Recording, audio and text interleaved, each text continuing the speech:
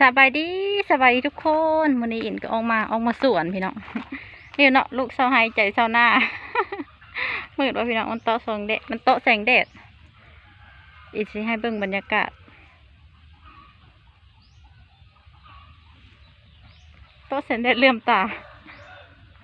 นี่พี่น้องมีนกเหาะนกคามังหอกมังหุ่งน้องป่าก็มีนะพี่น้องอินสิพาไปเบิ่งลูกเสาหายใจเสาหน้าอยู่ใส่เดสิเหมือนบ้านเฮาอยู่บ้านเฮามีความมองมัน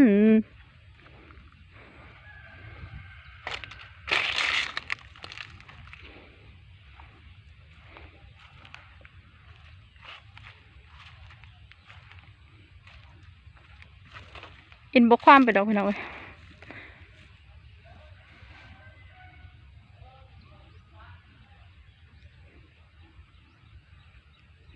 อินสิพาไปเบิ่งเป็ดเบิ่งไก่พี่น้องเมื่อแล้วสบายฮะได้เลย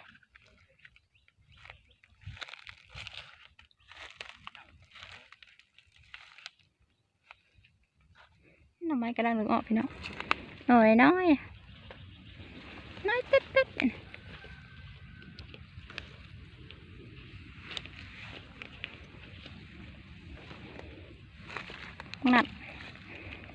นัดน้อย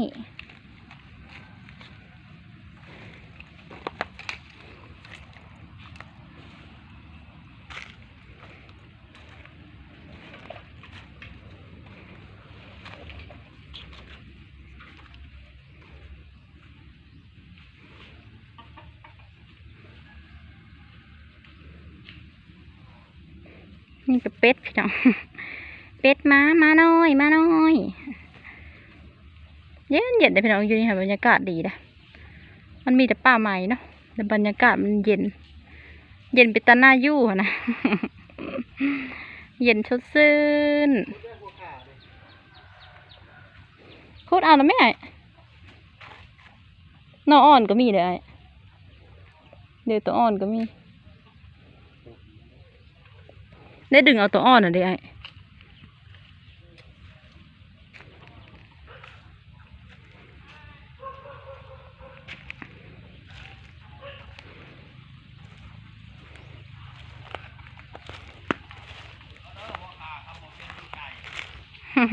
โคตรพี่เลยนะ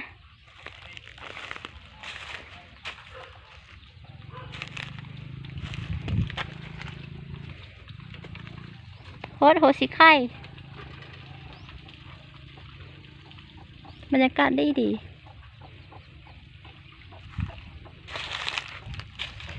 โอ้เย็นได้มาอยู่นี่นะ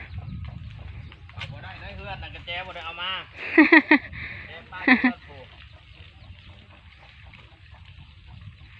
ทางพ้นก็เป็นทงหน้าพี่น้องทงให้ทงหน้า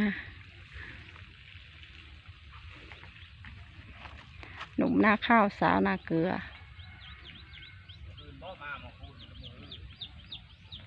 เว้นบิดปีใหม่เขาบอกจัก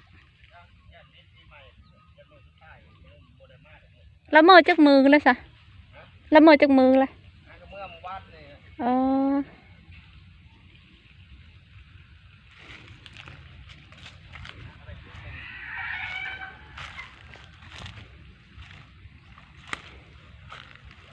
อันนี้จักดอกอย่างพี่น้องอินบูจักซื้อมัน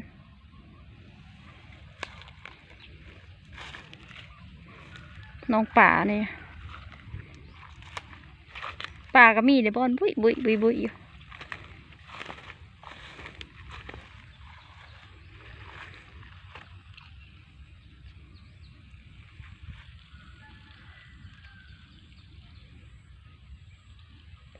อยู่ใส่เดสิเหมือนบ้านเฮาหญ้าเขียวทุ่มบรรยากาศก็สิประมาณนี้แหละพี่น้องรอบ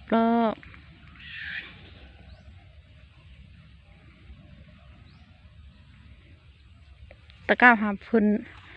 ปลูกมัสลีเลยอยู่หันอยู่แถวทงนานะมันเบิดป่านเลยพี่น้องตะก้าปลูกเขียวทุ่มอยู่ปลูกมัสลีขาย